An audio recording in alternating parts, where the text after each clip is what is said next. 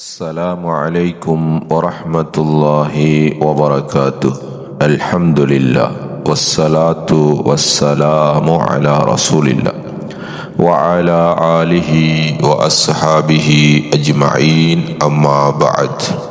அன்பிற்குரிய சகோதரர்களே சகோதரிகளே, வணக்க வழிபாடுகளில் அதிகமாக முயற்சி எடுப்போம் என்ற தலைப்பிலே ஒரு ஹதீஸை தெளிவுபடுத்தலாம் என விரும்புகிறேன். அனஸ் ரலியல்லாஹு அன்ஹு அவர்கள் அறிவிக்கின்றார்கள், ஒரு மனிதர் மரணித்து விட்டால் அவரை 3 விடயங்கள் பின்தொடர்ந்து செல்லுகின்றன. ஒன்று அவரின் குடும்பத்தினர், இரண்டாவது அவரின் செல்வம், மூன்றாவது அவருடைய அமல்கள். அவற்றிலே 2 விடயங்கள் திரும்பி விடுகின்றன. அதாவது அந்த மனிதரை மண்ணறையிலே வைத்ததோடு 2 விடயங்கள் திரும்பி விடுகின்றன. ஒன்று அவருடன் மண்ணறைக்குள்ளே சென்று விடுகிறது. அவருடைய குடும்பத்தினரும் அவருடைய சொத்து செல்வங்களும் திரும்பி விடுகின்றன. அவருடைய அமல்கள் மட்டும் அவருடன் தங்கிவிடும், அதாவது மண்ணறைக்குள்ளே சென்றுவிடும் என ரசூலுல்லாஹி ஸல்லல்லாஹு அலைஹி வஸல்லம் அவர்கள் கூறினார்கள். இந்த ஹதீஸ் புகாரி, முஸ்லிம் என்ற கிரந்தத்திலே பதிவு செய்யப்பட்டுள்ளது.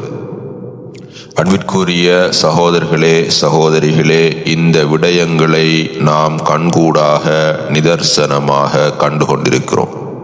ஒரு மனிதர் மரணித்து விட்டால் அவரை மண்ணறைக்கு கொண்டு செல்லுகின்ற பொழுது அவருடைய குடும்பத்தார்கள் அனைவரும், குடும்பத்தார்கள், ஊரவர்கள், உறவினர்கள் சகலரும் அவருக்கு பின்னால, அந்த ஜனாசாவுக்கு பின்னால போவார்கள்.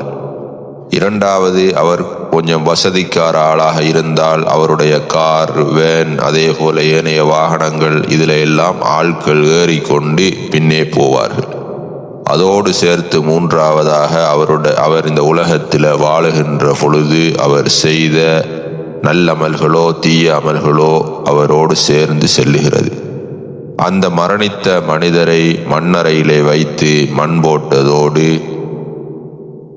அவருக்கு பின்னால போன அவருடைய குடும்பத்தார்களும் அவருடைய பொருட்பண்டங்களும் வாகனங்கள் எல்லாமே திரும்பி வந்து விடுகின்றன. இந்த உலகத்தில் அவர் செய்த அமல்கள் மட்டும் அவரோடு தங்கி விடுகிறது. எனவே நாங்கள் இந்த உலகத்தில் என்னதான் சம்பாதித்தாலும் சேகரித்தாலும் நமக்காக வேண்டி நல்ல விடயங்களை நாம் செய்து கொள்ள வேண்டும். இல்லை என்று சொன்னால் நாளை மறுமையினுடைய நாளையில நாம் பெரிய நஷ்டவாளியாக மாறிவிடுவோம். அன்பிற்குரியவர்களே, எனவே இந்த உலகத்தில் குடும்பங்கள் தேவைதான், சொத்து செல்வங்கள் தேவைதான். இருந்தாலும் அவைகள் மூலமாக நல்ல விடயங்களை நாங்கள் செய்ய வேண்டும். நமக்கு இந்த உலகத்தில் நாம் செய்யக்கூடிய நன்மையான விஷயங்கள் மட்டும்தான் நமக்கு மிச்சமானது என்ற விடயங்களை நாம் பல ஹதீசுகளிலே பார்க்கிறோம்.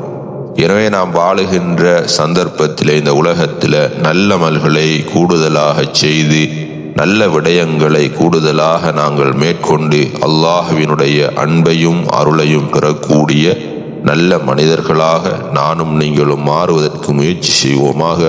அல்லாஹ் ரப்புல் ஆலமீன் நம் அனைவரையும் பொருந்திக் கொள்ளுவானாக. வ ஆகிரு தஅவானா அனில் ஹம்துலில்லாஹி ரப்பில் ஆலமீன். வஸ்ஸலாமு அலைக்கும் வரஹ்மத்துல்லாஹி வபரகாத்துஹு.